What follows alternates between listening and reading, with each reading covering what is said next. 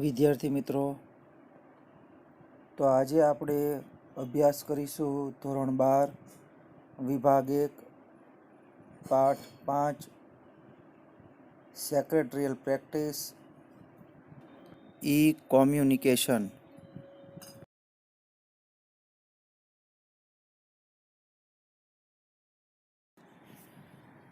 વિદ્યાર્થી મિત્રો, ઈ કોમ્યુનિકેશન એટલે શું?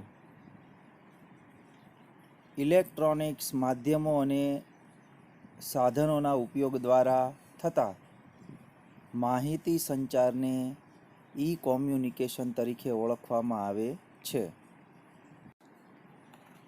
આવું આપણે પ્રથમ અને દ્વિતીય લેક્ચરમાં શીખી ગયા. હવે આપણે જોઈશું ઈ કોમ્યુનિકેશનના મુખ્ય પ્રકારો. ઈ કોમ્યુનિકેશનના મુખ્ય પ્રકારો છે 9, જેમાં પ્રથમ ઈ કોમર્સ, બીજું ઈ બેન્કિંગ, ત્રીજું ઈ ટેન્ડરિંગ, ચોથું ઈ ઓક્શન, પાંચમું ઈ ફાઇલિંગ, છઠ્ઠું ઈ બુકિંગ, 7 ઈ સ્ટેમ્પિંગ, 8 ઈ ગવર્નર્સ અને 9 ઈ લર્નિંગ અને વિડીયો કોન્ફરન્સિંગ. તો આમ ઈ કોમ્યુનિકેશનના મુખ્ય પ્રકારો જણાવેલા છે. તો હવે તેમાં આપણે પ્રથમ પ્રકાર ઈ કોમર્સ વિશે અભ્યાસ કરીશું. વિદ્યાર્થી મિત્રો, તો ઈ કોમર્સ એટલે સમય અને સ્થળના બંધન વગર ઇલેક્ટ્રોનિક્સ માધ્યમોનો ઉપયોગ કરીને ઇન્ટરનેટના માધ્યમથી થતી ખરીદ વેચાણની પદ્ધતિ. એટલે અહીંયા કોઈ પણ પ્રકારનો સમય અને સ્થળનું બંધન હોતું નથી. ઇન્ટરનેટના માધ્યમથી ખરીદ વેચાણની પદ્ધતિને ઈ કોમર્સ તરીકે ઓળખવામાં આવે છે. ઈ કોમર્સને ઓનલાઈન શોપિંગ તરીકે પણ ઓળખાવી શકાય છે. ઇન્ટરનેટના માધ્યમથી આધુનિક જગતમાં ખરીદ વેચાણના વ્યવહાર એટલે જ ઈ કોમર્સ. વ્યાવહારિક એકમ પોતાના દ્વારા વેચાણમાં મુકાયેલા ઉત્પાદનો અથવા સેવાઓને જે તે વેબસાઇટ પર કે ટેલિવિઝન પર નિદર્શિત કરીને ઓનલાઈન ઓર્ડર આપવાનું જણાવે છે. આપણે જોઈએ છીએ કે ન્યૂઝપેપરમાં, ટેલિવિઝનમાં જાહેરાતો રજૂ કરવામાં આવે છે અને ઓનલાઈન ઓર્ડર આપવાનું જણાવે છે. તો વેબસાઇટ ઉપર આપણે જઈને મોબાઈલ ફોન એપ્લિકેશન દ્વારા, ટેલિફોન દ્વારા કે SMS દ્વારા આપણે કોઈ પણ પ્રકારની વસ્તુનું ખરીદ વેચાણ કરતા હોઈએ છીએ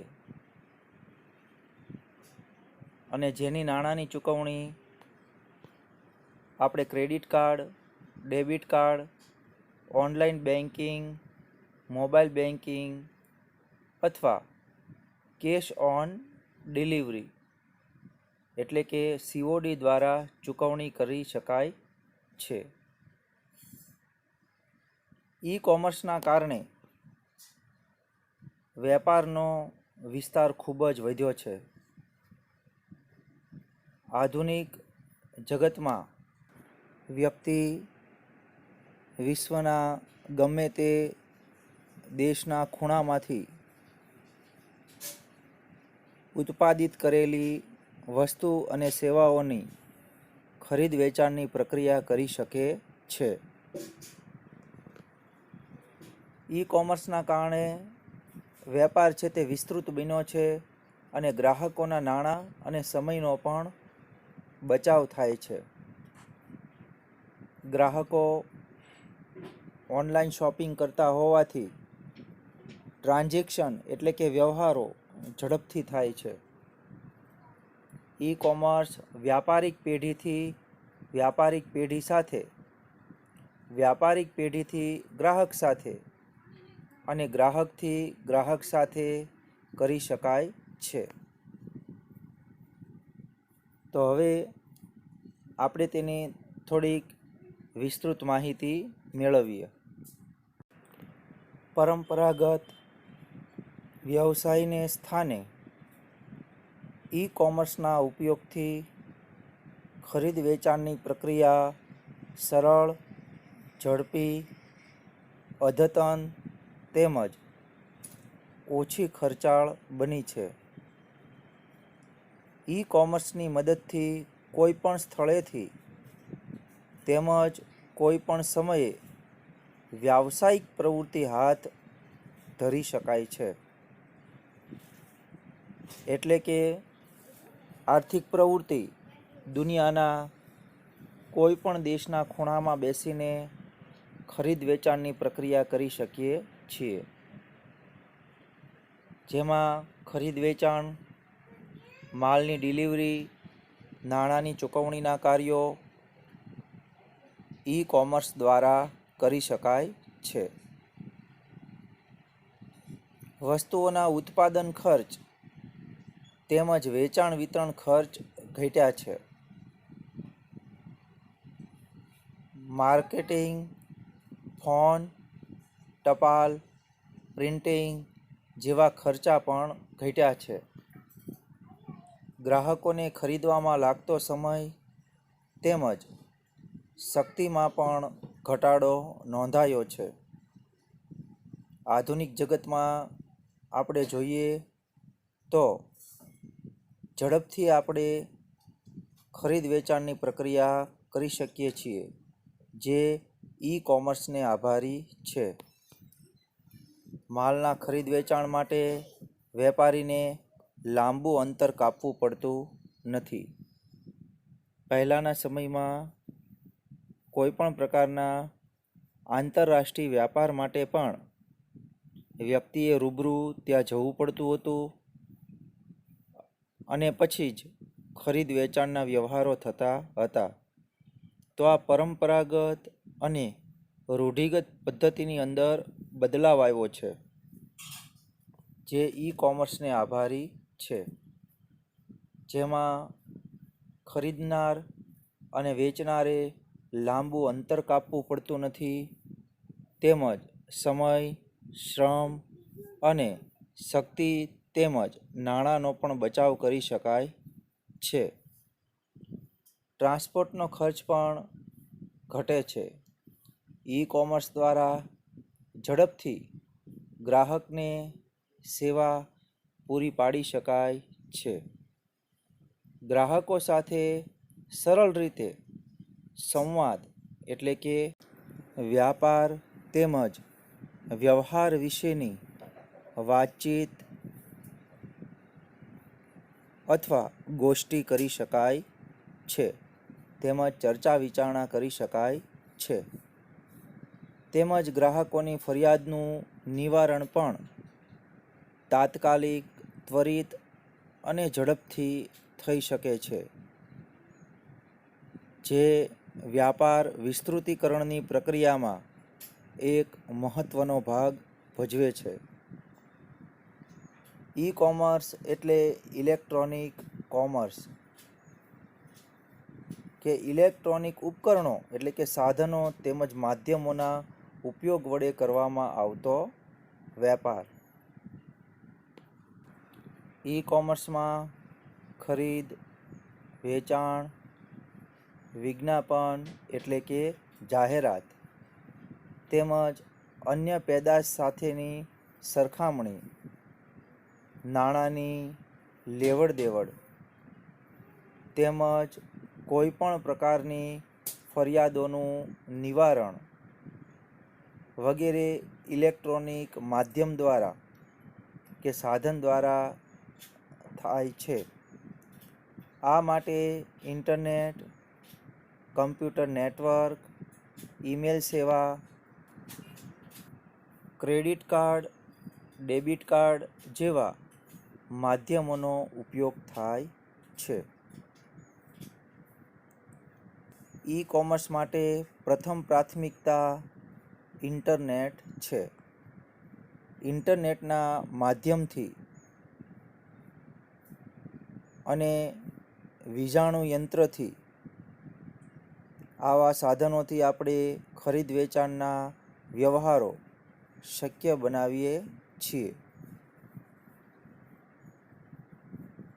ખરીદ વેચાણની ચૂકવણી પણ આપણે ઓનલાઈન એટલે કે ક્રેડિટ કાર્ડ દ્વારા, ડેબિટ કાર્ડ દ્વારા, મોબાઈલ ફોન દ્વારા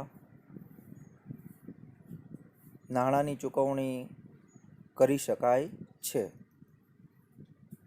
તો તે એક અસરકારક માધ્યમો પણ ગણી શકાય.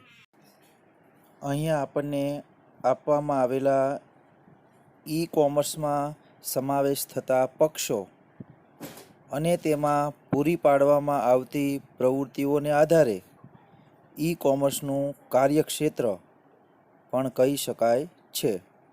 એટલે કે ધંધાથી ગ્રાહક, ધંધાથી ધંધો, ગ્રાહકથી ગ્રાહક અને ગ્રાહકથી ધંધો. તો આમ આવી રીતે ઈ કોમર્સનું કાર્યક્ષેત્ર નક્કી થાય છે. તો હવે આપણે પ્રથમ જોઈએ ધંધાથી ગ્રાહક એટલે કે બિઝનેસ ટુ કસ્ટમર. આ પ્રકારના એક છેડે વેપારી અને બીજા છેડે ગ્રાહક હોય છે. અહીં ઇન્ટરનેટ તેમજ વેબસાઇટના ઉપયોગ દ્વારા વેપારી ગ્રાહકોને તેમની ચીજ વસ્તુ કે સેવાઓનું વેચાણ કરે છે. ગ્રાહકો છે તે આખા વિશ્વમાં ફેલાયેલા હોય છે. ગ્રાહકો વિશ્વના કોઈ પણ ખૂણેથી બેઠા બેઠા કોઈ પણ સમયે ચીજ વસ્તુ કે સેવાઓનો ઓર્ડર આપે છે અને તે મુજબ વેપારી ગ્રાહકોને વસ્તુ અને સેવા પૂરી પાડે છે. ગ્રાહકના ઓર્ડર મુજબ વેપારી વસ્તુ મોકલી આપે છે. વેપારી કોઈ પણ મધ્યસ્થી વગર ગ્રાહકને સીધું જ વેચાણ કરે છે. એટલે કે વેપારી અને ગ્રાહક વચ્ચે કોઈ પણ પ્રકારના અહીંયા મધ્યસ્થી જોવા મળતા નથી. ઉદાહરણ તરીકે ઓનલાઈન ખરીદી. આ પ્રક્રિયામાં ખરીદ વેચાણ ઝડપથી તેમજ સરળતાથી થઈ શકે છે. ઓનલાઈન સેવાઓ પણ મેળવવામાં આવે છે. જેમ કે ઓનલાઈન બેન્કિંગ સેવા, online air ticket, rail ticket, hotel booking, તેમજ આપણે લાઇટ બિલ ભરીએ છીએ, તેમજ ગેસ માટે આપણે રિફિલ પણ નોંધાવીએ છીએ. તો આમ અહીં ગ્રાહક એ સ્વતંત્ર ગ્રાહક છે. ગમે ત્યારે તે વસ્તુ અને સેવાનો ઓર્ડર મોકલી શકે છે અને વેપારી સેવા અથવા વસ્તુ પૂરી પાડી શકે છે.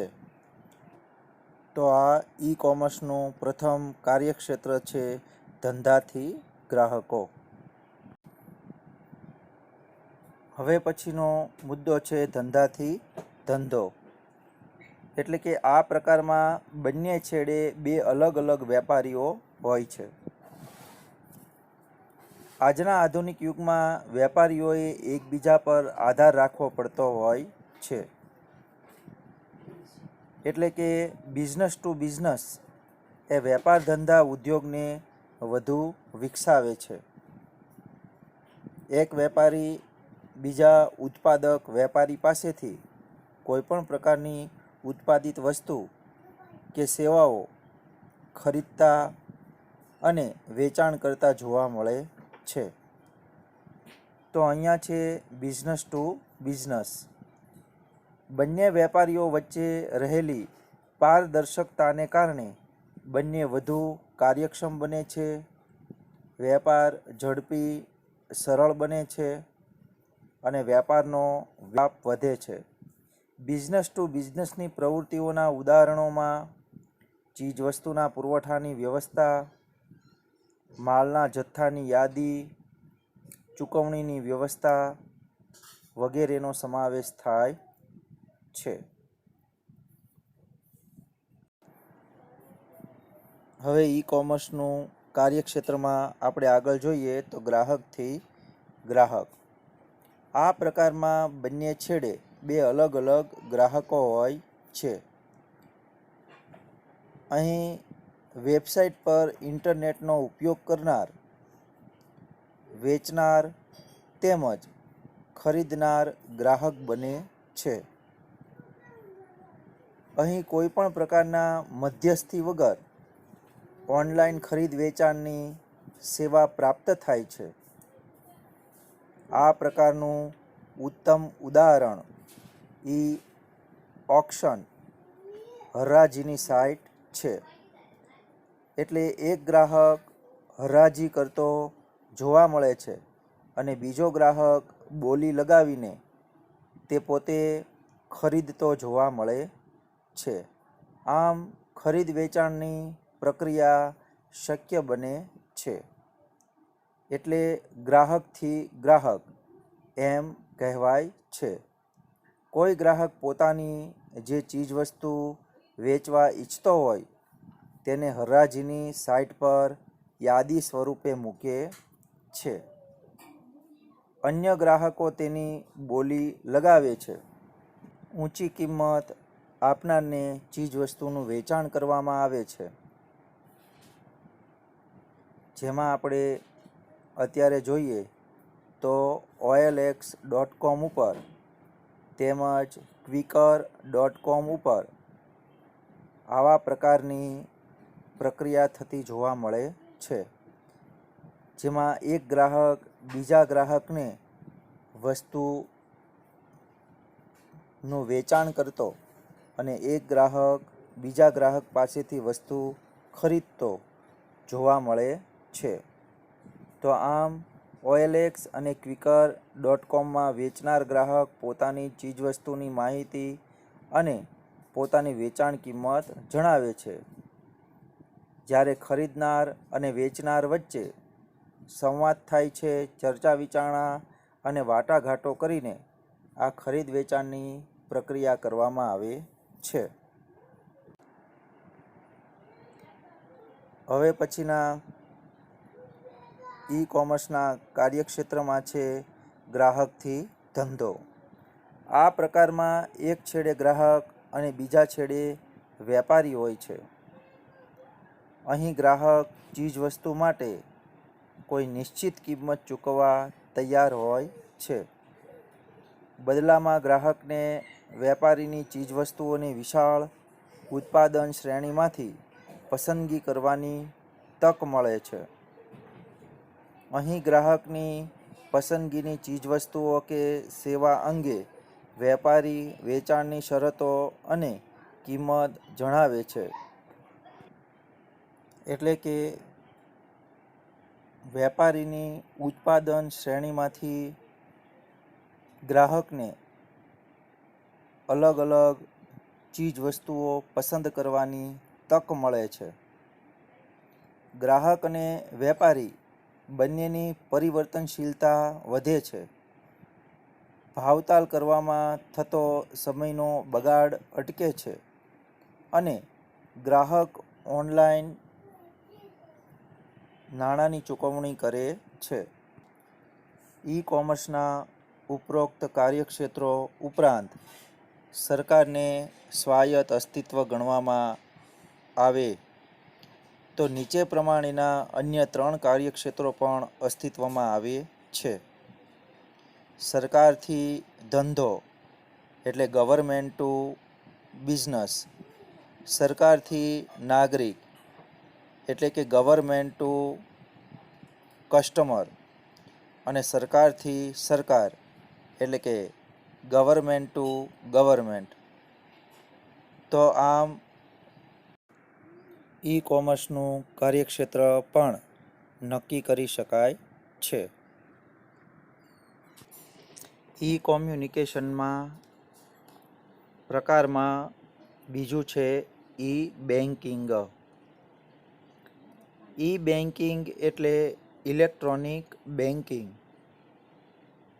કે જેમાં બેંકના વ્યવહારોને ભૌતિક સ્વરૂપને બદલે ઇલેક્ટ્રોનિક સ્વરૂપમાં નોંધવામાં આવે છે. બેંકના વ્યવહારોને ભૌતિક સ્વરૂપને બદલે દ્રશ્યમાન સ્વરૂપને બદલે ઇલેક્ટ્રોનિક સ્વરૂપમાં એટલે કે અભૌતિક સ્વરૂપમાં નોંધવામાં આવે છે, જેને આપણે ઇલેક્ટ્રોનિક બેન્કિંગ કહીએ છીએ. બેંક અથવા અન્ય નાણાકીય સંસ્થાની વેબસાઇટ પરથી ખાતેદાર ઇલેક્ટ્રોનિક પદ્ધતિથી નાણાંની લેવડ દેવડ કરી શકે તે પ્રકારની બેન્કિંગ સેવાને ઈ બેન્કિંગથી ઓળખાવી શકાય. એટલે કે બેંકના વ્યવહારોને ભૌતિક સ્વરૂપને બદલે ઇલેક્ટ્રોનિક સ્વરૂપમાં નોંધવામાં આવે છે, જેને ઈ બેન્કિંગ એટલે કે ઇલેક્ટ્રોનિક બેન્કિંગ કહે છે. સામાન્ય રીતે જોઈએ તો પરંપરાગત પ્રક્રિયા મુજબ બેંકના વ્યવહારોને ખાતેદારોના ખાતામાં એટલે કે લેઝરમાં નોંધવામાં આવતા હતા. વળી વાઉચરોને પુરાવા સ્વરૂપે સાચવી રાખવામાં આવતા હતા. નમૂનાની સહી ચેક કરવા જેવા કાર્યો પણ કોઈ પણ પ્રકારના યંત્રના ઉપયોગ વગર કરવામાં આવતા હતા. બેંકની પરંપરાગત પ્રક્રિયામાં બેંકની એક જ બ્રાન્ચના કમ્પ્યુટર્સને નેટવર્કથી જોડવામાં આવ્યા, જેનાથી બેંકના કાર્યો ઝડપી અને સરળ બન્યા. એક શાખાના બધા કમ્પ્યુટર્સના જોડાણના કમ્પ્યુટર્સને સર્વર કહેવામાં આવે છે અને બેંકના તમામ કમ્પ્યુટર્સને ઇન્ટરનેટથી જોડવામાં આવતા બેંકની પ્રક્રિયા ખૂબ જ ઝડપી બની. ઈ બેન્કિંગ બેંક દ્વારા શરૂ કરવામાં આવેલી કોર બેન્કિંગ સેવાનો એક ભાગ છે. ઈ બેન્કિંગને ઇન્ટરનેટ બેન્કિંગ, ઓનલાઈન બેન્કિંગ કે વર્ચ્યુઅલ બેન્કિંગથી પણ ઓળખવામાં આવે છે. ઈ બેન્કિંગની સગવડતા મેળવવા માટે બેંકના ગ્રાહકે બેંકની વેબસાઇટ પર જઈને ઓનલાઈન નોંધણી કરાવવી પડે છે. બેંક જરૂરી બાબતોની ચકાસણી કરીને ઈ બેન્કિંગ માટે તમને પિન નંબર આપે છે,